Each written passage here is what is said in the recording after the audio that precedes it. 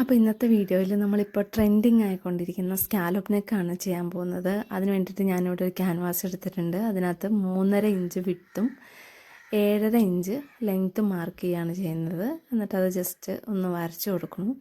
ഇനി നമ്മുടെ ആ ഒരു റൗണ്ട് ഷേപ്പിന് വരുന്ന ആ ഒരു ഷേപ്പ് വരയ്ക്കാനായിട്ട് ഞാനിവിടെ ഇങ്ങനെ റൗണ്ടിൽ ഇങ്ങനെ കുഞ്ഞു കുഞ്ഞ് റൗണ്ടുകൾ വരുന്ന സ്കെയിലാണ് എടുത്തേക്കണേ. ഇതിപ്പോൾ എല്ലാവരുടെ കയ്യിലൊന്നും ഉണ്ടാവില്ല. അപ്പോൾ ഇതിലും കുറച്ചുകൂടി നല്ലതെന്ന് തോന്നുന്നത് നമ്മുടെ നോർമൽ ബോട്ടിലിൻ്റെയൊക്കെ ക്യാപ്പ് വരുന്ന ആ ക്യാപ്പ് വെച്ചിട്ട് നമുക്ക് ജസ്റ്റ് ഇങ്ങനെ ഈ ഒരു റൗണ്ട് ഇങ്ങനെ വരച്ചെടുക്കാൻ പറ്റും.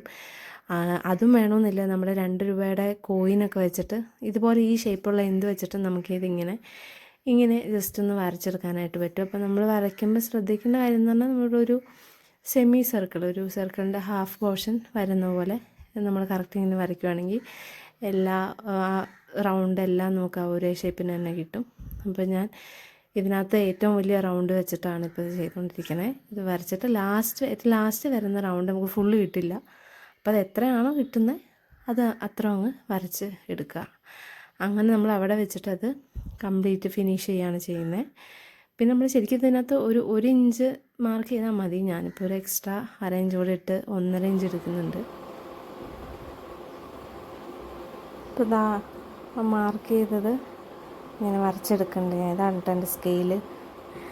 അപ്പോൾ അതിങ്ങനെ വരച്ച് കൊടുത്തിട്ട് ഇനി നമുക്ക് ചെയ്യാനുള്ളത് അടുത്ത ഈ ഒരു ഷേപ്പ് നമ്മൾ കട്ട് ചെയ്തെടുക്കണം.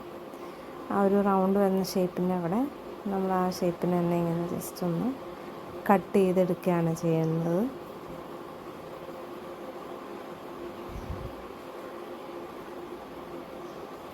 അപ്പോൾ അങ്ങനെ കട്ട് ചെയ്തെടുത്തിട്ടുണ്ട്. അതിൻ്റെ മറ്റേ സൈഡും കൂടെ നമ്മളിപ്പോൾ കട്ട് ചെയ്ത് മാറ്റുന്നുണ്ട്.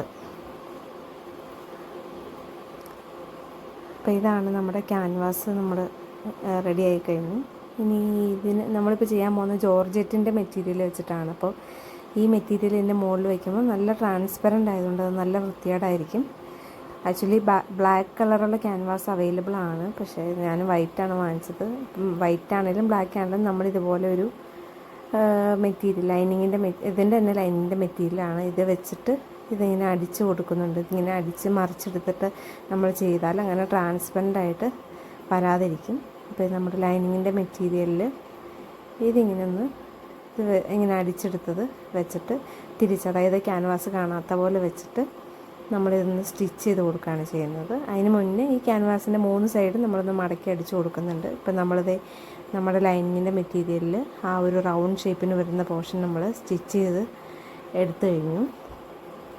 ഇനി ഇതിനകത്ത് നമ്മുടെ ജോർജറ്റിൻ്റെ മെറ്റീരിയൽ, നല്ല മെറ്റീരിയൽ അതിൻ്റെ മുകളിൽ വെച്ചിട്ട് നമ്മൾ ആദ്യം നമ്മുടെ സെൻറ്റർ മാർക്ക് ചെയ്തേക്കുന്ന അവിടെ ഒരു സ്റ്റിച്ച് ഇട്ട് കൊടുക്കും. അതിന് ശേഷം ഈ റൗണ്ട് ഷേപ്പിന് വന്നേക്കുന്നത് ഇതിന് മുകളിൽ കിടന്ന് സ്റ്റിച്ച് ചെയ്ത് കൊടുക്കുകയാണ് ചെയ്യുന്നത്.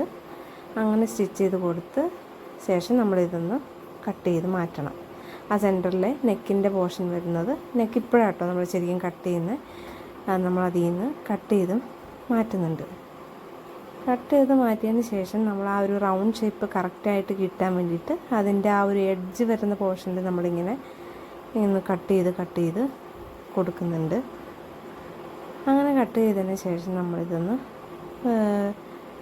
ഇതിൻ്റെ ആ ഒരു നല്ല വശം നമ്മൾ ആ റൗണ്ട് പോർഷൻ നമ്മൾ കൈവച്ചിട്ട് ഒന്ന് പ്രസ് ചെയ്ത് എടുക്കുകയാണ് ചെയ്യുന്നത്. ആക്ച്വലി ഇതെനിക്ക് കണ്ടപ്പോൾ എന്താണെന്നും മനസ്സിലായില്ല.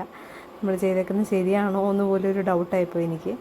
പക്ഷെ ഇങ്ങനെ തന്നെ നമ്മൾ പ്രോസസ്സ് ഇങ്ങനെ തന്നെയാണ് നമ്മൾ ചെയ്യുന്നത്. അപ്പം അങ്ങനെ റൗണ്ട് ഷേപ്പിന് ആ ഒരു റൗണ്ട് ഷേപ്പ് കൈവച്ച് പ്രസ് ചെയ്ത് നമ്മൾ എടുത്ത ശേഷം മറിച്ചിട്ടിട്ട് ജസ്റ്റ് അതിൻ്റെ മുകളിൽ കൂടെ ഒരു സ്റ്റിച്ച് ചെയ്ത് കൊടുത്തേക്കുന്നത് നമ്മുടെ ഫൈനൽ ലുക്കാണിത്.